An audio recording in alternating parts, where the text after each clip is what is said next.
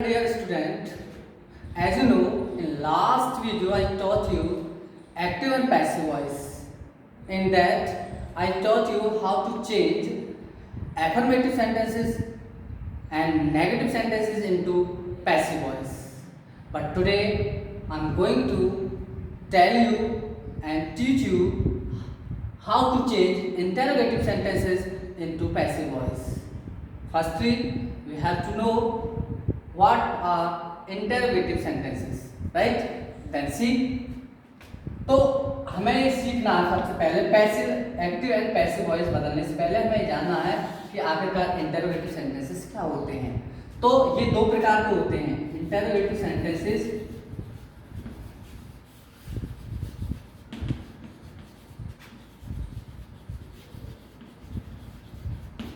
Sentences दो प्रकार के होते हैं।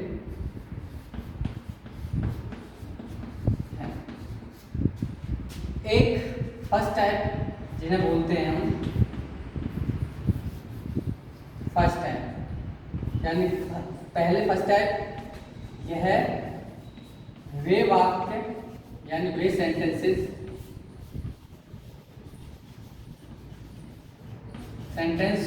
होते हैं जो किसी हेल्पिंग वर्ब यानी कि सहायक क्रियाएं, हेल्पिंग वर्ब यानी कि do, does, is, am, are आदि से शुरू होते हैं।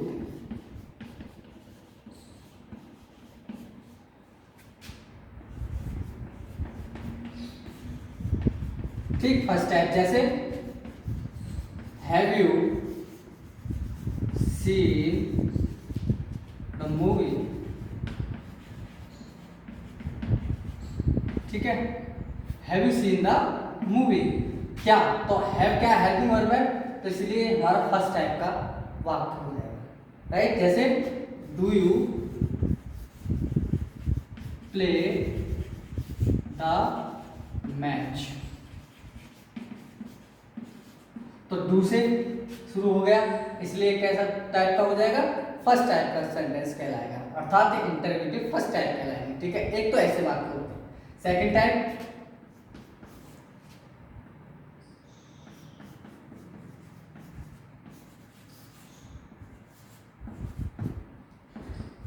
यह है वे वाक्य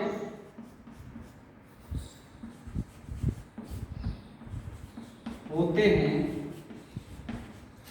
जो किसी क्वेश्चन वर्ड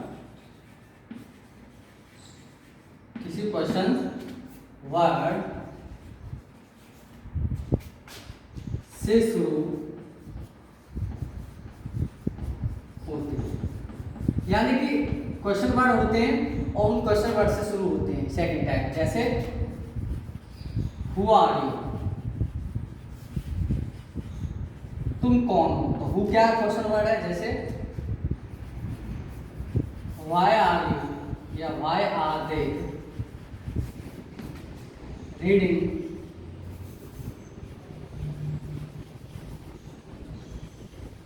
देयर, तो ये हमारा क्वेश्चन वर्ड है। तो हमें अब सीखना है कि ऐसे वाक्य आता है तो वाक्य को कैसे पैसिव में बदलना है, और यदि ऐसे वाक्य आते हैं तो उन्हें हमें पैसिव में कैसे बदलना है, राइट। ऐसी फर्स्ट टाइप इंटरोगेटिव सेंटेंसेस को हमें पैसिव में बदलना है, तो इसके लिए क्या है, क्या करना है कि कुछ हेल्पिंग वर्ब्स ऐसी होती हैं जिनको हमें थोड़ा चेंज करना पड़ता है, उनके स्वरूप में भी अंतर आ जाता है, लेकिन कुछ हेल्पिंग वर्ब ऐसी होती है जो है वही रहती है, केवल उन पर अंतर आता है तो केवल सब्जेक्ट का, ठीक है। जैसे कि मान लो एक वचन का सब्जेक्ट है, सिंगुलर सब्जेक्ट है, और तो एक उसके साथ एक वचन की हेल्पिंग वर्ब आएगी, और यदि प्लूरल सब्जेक्ट है तो उसके साथ प्लूरल वर्ब की हेल्पिंग वर्ब आएगी, केवल ये अंतर आता है।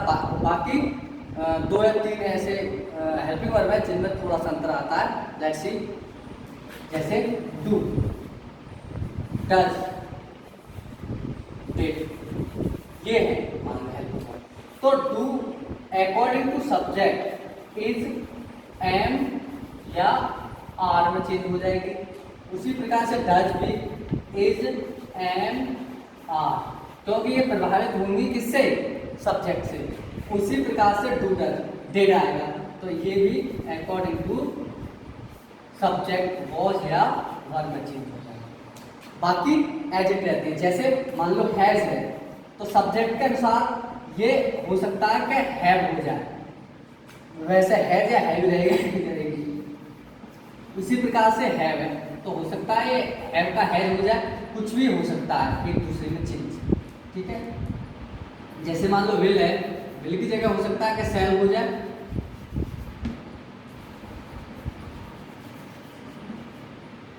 ठीक, तो ऐसे बहुत सारे हेल्पिंग वर्ब्स हैं, मैं सारे नहीं बताऊंगा यार, आपको पिछली वीडियो में देख लेना, वो मैंने सारे करके बता दिए हैं। ठीक है, तो इस प्रकार से ये हेल्पिंग वर्ब है। इनको हमें चेंज जो मुख्यतः करना है वो ये ही ज़्यादातर इनका अंतर आता है।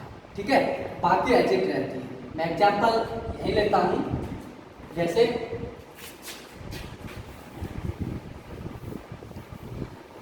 सबसे पहले मैं इनके लिए एग्जाम्पल ले रहा हूँ। जैसे do you read the newspaper.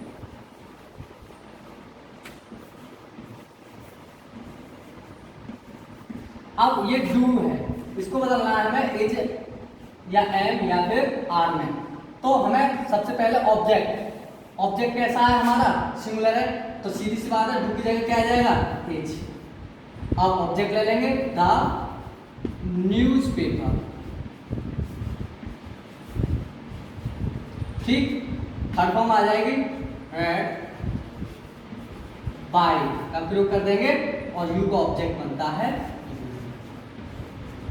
Right. Suppose that यहाँ पर डज होता और यहाँ पर एक वचन का सब्जेक्ट होता, तो यहाँ पर क्या आ जाता, इसी के अकॉर्डिंग फिर इज आ जाता राइट। अब मैं इसके लिए देखता हूँ, जैसे did she Singh a song,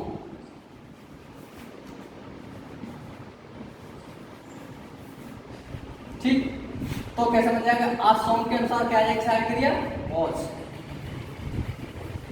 a song. ठीक है, अब क्या जाएगा, थर्ड फॉर्म सिंग की, संग बाई सी का हो जाएगा हाँ। लाइक दैट हम जो है इंटरोगेटिव फर्स्ट टाइप को ऐसे चेंज कर देते हैं। ठीक है, नेक्स्ट देखते हैं। तो इस प्रकार से मैंने आपको डू, डज और डिड के एग्जाम्पल बताए। अब एक आध एग्जाम्पल अदर टेंस का लेते हैं, जैसे हैव यू कॉल्ड हर। ठीक है, हैव यू कॉल्ड हर। तो अब क्या है, हैव इन दोनों को देखना है, तो हर का क्या बनता है सब्जेक्ट, सी कैसा सिंगुलर और ये कैसा है बहुवचन, क्योंकि बहुवचन के अनुसार आया है, इसलिए सी जब सब्जेक्ट बनना है यहाँ आएगा तो इसकी जगह क्या आ जाएगा, हैज। ये चीज मैं आपको बता रहा था, हैज सी बीन का प्रयोग करते हैं, ये आपको पता है, बीन कॉल्ड बाय यू का यू ही रहेगा और क्वेश्चन मार्क। जैसे can you teach me English. ठीक, तो दो प्रकार से बनेगा, दोनों प्रकार से बना के दिखा रहा हूं मी से। तो कैन आई बी टॉट, बचा क्या, इंग्लिश लिख दो, इंग्लिश बाय यू का यू ही रहेगा। ठीक, उससे अब मान लो इंग्लिश से बनाते हैं इसे, तो ऐसा बन जाएगा, कैन का कैन ही रहेगा शुरू में, कैन इंग्लिश बी टॉट, थोड़ा सा अंतर आएगा इसमें, टॉट टू मी, यहाँ पर टू मी हो जाएगा, ये ध्यान देना, टू मी बाई यू। ठीक, तो इस प्रकार से फर्स्ट टाइप के जो सेंटेंसेस है पैसिव में बदलना आपको आगे होंगे। ठीक है, अब सेकंड टाइप में देखते हैं। Right, now see second types. ठीक, सेकंड टाइप क्या होते हैं, वे वाक्य जो क्वेश्चन वर्ड से शुरू हुए हैं। तो हमें थोड़ा सा चेंज करना है, वो ये चेंजिंग है, यदि क्वेश्चन वर्ड आपका हु है तो हु को जब पैसिव में बदलेंगे हु वाले वाक्य को, तो इसका हो जाता है बाई हु।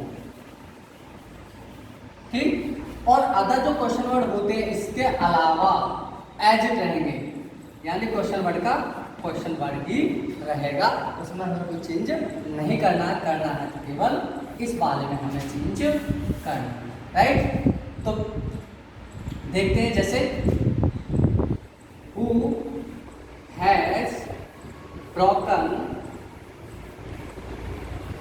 द जग,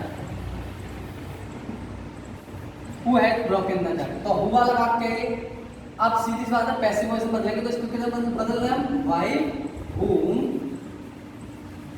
ठीक, अब हैज, अब ऑब्जेक्ट का बनाएंगे subject, the jug been broken.